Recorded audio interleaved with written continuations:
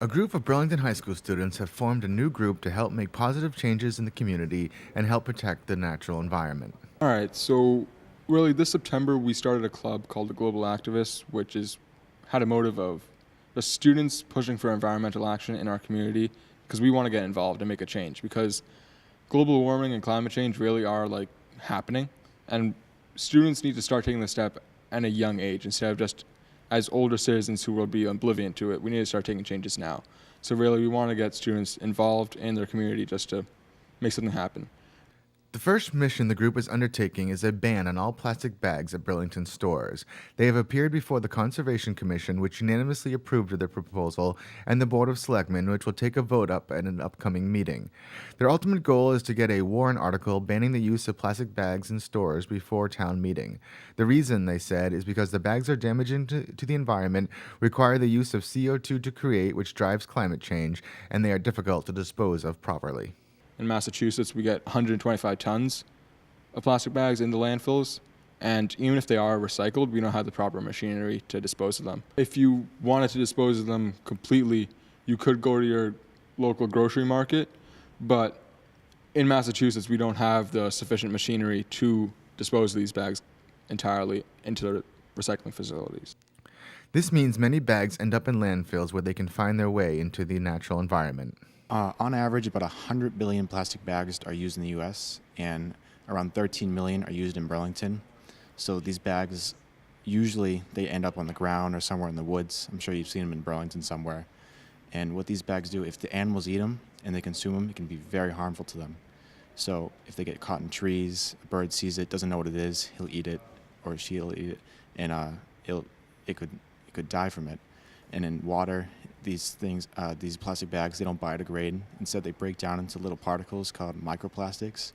And what these microplastics do, if a fish consumes them, they're literally consuming plastic bags. So if the fish consume the bags, then obviously it's inside them. So when we eat it, we're literally eating the plastic bags, and this can be super harmful to us.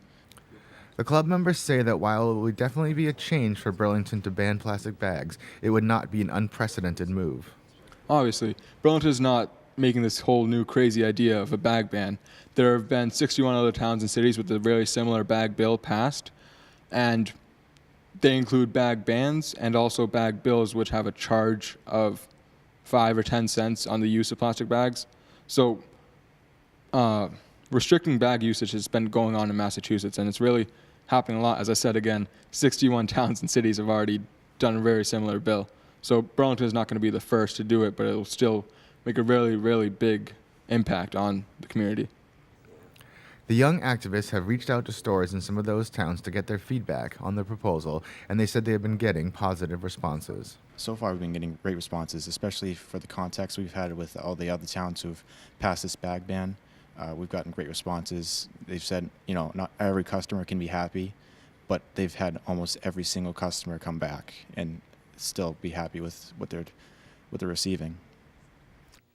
So what alternatives are out there, and what would be the ideal situation? Obviously, we want to see stores and customers use their own reusable bag, but paper is still an option for consumers to use if they were inclined to do so, as paper is also recyclable, which won't be as environmentally harmful as plastic would have been. So paper is 1 cent more than the plastic bag to produce. However, bags, like reusable bags, are being sold which are a revenue stream. So companies can be making money from just giving out bags. Finally, the club teacher supervisor says he is impressed with the dedication, vision, and drive of the students. This has been an amazing thing to see them actually care this much, where they want to take it upon themselves to actually go in front and talk to legislators about getting something done in their town. As a teacher, you want these things to happen.